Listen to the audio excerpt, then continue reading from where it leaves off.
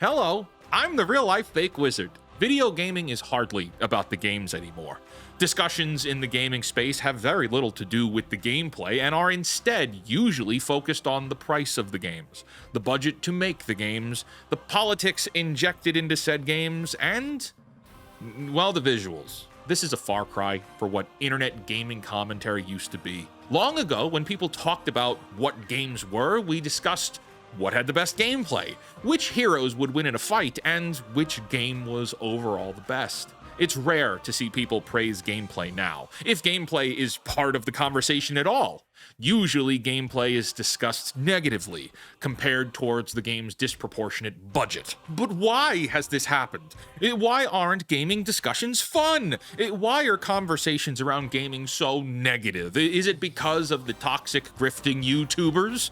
Or is it because of the shills and their toxic positivity? What has happened in the gaming space that made people so concerned with the budgets of video games? Why do people care about what the industry at large is doing? We didn't care about that in the past. In the PlayStation 2 days, we weren't intrigued in the nitty-gritty of the video game business. All we cared about was playing good games, one after the next. No, video gaming is not about the games anymore. It's mostly about money and power. Unlimited power! So this discussion actually comes from a tweet I saw. Quote, almost all game discussions are just about price, visuals, and if it's woke now. Rarely see people talk about the gameplay. Even something like Silksong is constantly brought up only when discussing prices of other games now. I mean, that's dead on accurate. Things have changed. Discussions have changed. Now, we could make this a big history lesson and go back to the Xbox 360 era and analyze what happened from then to now, but I think it's more productive to just focus on the last 5 years. So what's happened in the last 5 years? We got the PlayStation 5 and the Xbox Series consoles.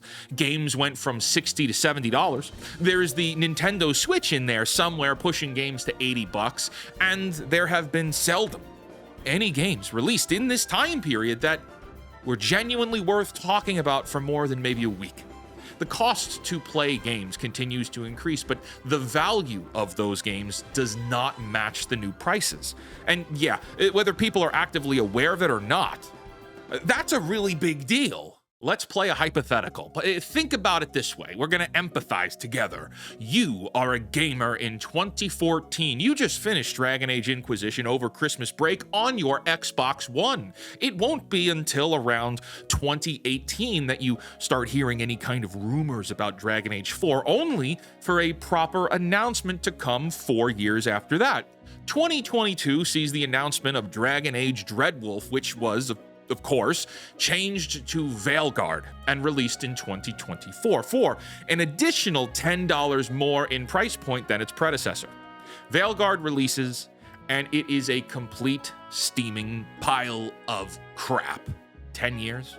That's a 10-year gap between releases, and for $10 more than last time. And would you say you felt like that decade-long wait paid off? As a Dragon Age fan myself, I would say no. But okay, we've introduced another factor, right? Price point is an issue, but also waiting times between entries in franchises get further and further away with each entry now. It's almost an oxymoron. Like, as technology gets better and better every year, for some reason, it's taking longer and longer for these game studios to make new games. There are reasons for that, sure, but they sound like excuses to customers and gamers. For instance, look at the Xbox 360 era. The Xbox 360 released in 2005, and its successor released in 2013. Let's round up and say the 360 had a 10-year window of game releases. In that time, we got 4 Gears of War games, 3 Fable games, 7 different Halo games, 3 BioShocks, 3 Killzones, 3 Dead Space games, 3 Dragon Age games, Borderlands got 3 games, 7 Assassin's Creeds, 3 Far Cries, 3 Uncharted's, 3 Batman Arkhams, and really, this list goes on. There's a lot of games here and a lot of franchises that got many games in one console generation. From 2005 to about 2013, we saw banger after banger games every other week. You were never without a new game either sitting on your desk waiting to be opened, or another game just days away from releasing. October 26th, 2010 saw the release of Fable 3, The Force Unleashed 2, and The Sims 3 on Xbox 360 and PlayStation 3, all on the same day. But most of you didn't have time to play those games because Fallout New Vegas was released just 7 days prior on October 19th, 2010. Right now, the average wait time between game entries is anywhere from 5 to 8 years, if not more. Borderlands 3 and 4 saw a 6-year gap. Gears 5 and Gears E-Day will be 7 years if it releases on time next year. The last Fable was 15 years ago with no confirmed date for this upcoming game. Grand Theft Auto 5 to 6 saw a 13-year gap. The Outer Worlds took 6 years to get a sequel. This is simple business. Customers are willing to wait for products, but the longer you make them wait, the higher their expectations will be.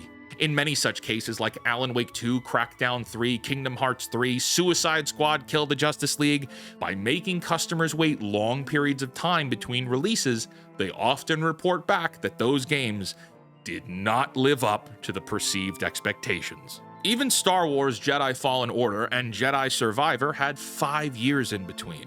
And when Jedi Survivor did come out, it was released buggy, broken, and disappointing, which pivots us directly into the next issue here. Jedi Survivor cost $10 more than its predecessor, it took 5 years to get it, and when it released, for many users across the world, it was completely unplayable. This game received widespread criticism for being under-optimized and buggy, particularly on PC, where it was described as one of the worst ported AAA titles of the year. Console versions fared better, but still had issues like low FPS and consistent crashing. Respawn Entertainment and EA released several hotfixes in May of 2023 to address the most severe problems, but many issues still persisted for months. How many games today are released incomplete, unoptimized, broken, and/or unplayable?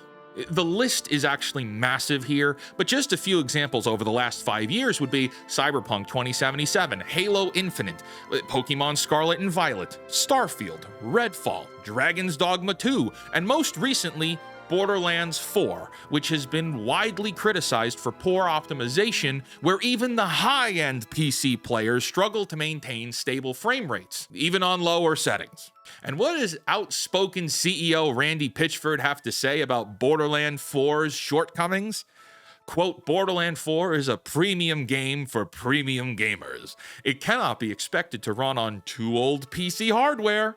If we were to take that tweet at face value and pretend like it's sincere, which it isn't, then that means that developers today are making games that still have broken bug issues, but also that you need to spend even more money to constantly update your hardware in order to then play these middling experiences. But no, let's analyze Randy's comments for what they really are: a deflection about the performance of their very expensive game. Now let's talk about expensive games. Remember I said earlier that The Outer Worlds took 6 years to get a sequel? Well, that's just coming out right now. It's not even fully out yet across the world. And specifically, this game launched with a $100 premium edition that grants players an additional 5 days of early access to play the game before everyone else gets it. For optics here, The Outer Worlds story is mostly a commentary on capitalism and a hatred for megacorporations. I'm no fan of megacorporations myself, but I can't take this game seriously at all when the company publishing this game is Microsoft, the second richest company on the planet. But let's say you enjoy these games and you dropped $100 to play Outer Worlds 2 early. Well, then for your dedication to this game, you are awarded a debuff to your in-game character labeled Consumer, which changes some of your interactions throughout the game. So this company is literally mocking their most loyal fans who spent the most money to play their game. I believe this game deserves to flop on that point alone. Like, no one should buy this and no one should support this. And also, let us not forget that Xbox Microsoft, the publisher for this, attempted to use Outer Worlds 2 as their first entry in all Xbox games, achieving an $80 price point. Thankfully, they failed. You remember when we used to talk about video games? Remember when we used to have fun? You wonder why people care so much about price points, politics, and visuals now? It's specifically because of value, time, and delivery. Companies raise prices but don't increase value delivered. They take sometimes decades to continue stories only to smear orangutan feces across everything that made the previous game great and make fun of you for having enjoyed the merits of that previous game. Companies think it's a good idea to ship unoptimized, broken, and hollow games that, again, cost $10 and soon $20 more than they did just a few years ago. But even that's not enough now. Pokemon Legends ZA is the first Pokemon entry on the Switch 2 and clocks in at $70. This game launched with a day one purchasable DLC pack for $30, which is the end game that was carved out of the $70 edition so they could sell it back to you for the $30 price bump. That means the overall complete experience of this Pokemon game is $100. This is a $100 game. Donkey Kong Bonanza cost $70 and was praised by critics and gamers for being a great game. This game also has a $20 DLC that acts as, again, the carved out endgame that should have been shipped in the initial game. That means this complete Donkey Kong experience is $90, not $70. We haven't talked about the woke politics. We haven't talked about the production budgets that go into making these games. We haven't talked about the visuals. Or Silksong. We haven't talked about Silksong. We've barely scratched the surface on the amount of issues in the gaming marketplace. But already, the answers should be obvious. And I've said it already. This is a value proposition problem. Games aren't good enough to charge the prices they do. Games take too long to make, and when they finally release them, they're undercooked and disappointing experiences. Alan Wake had a 13-year gap between Alan Wake and Alan Wake 2. The first game ended on an unsatisfying cliffhanger that promised another entry. 13 real years went by, and the sequel ends on another unsatisfying cliffhanger. Do you really expect people to wait another decade to find out what happens next when the continuation we already waited a dozen years for was convoluted and hijacked by a politically driven narrative group?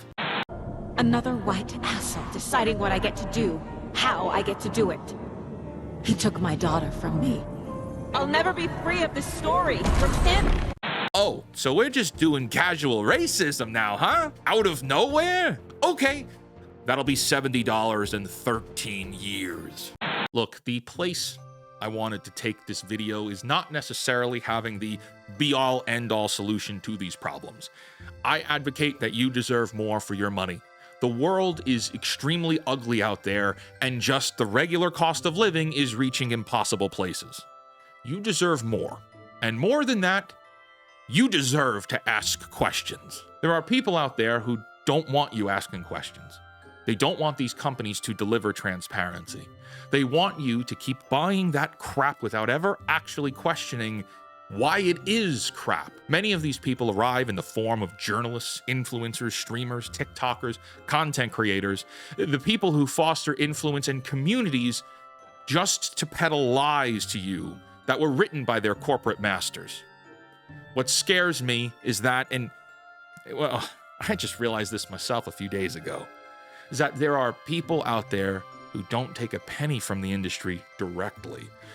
These people pretend and put up this facade that they are self-funded operations. You know, I buy my games on my own. I don't take handouts. I don't get review copies. But even those people who claim to be adjacent from the larger industry refuse to criticize or hold the industry accountable because they would still lose their access.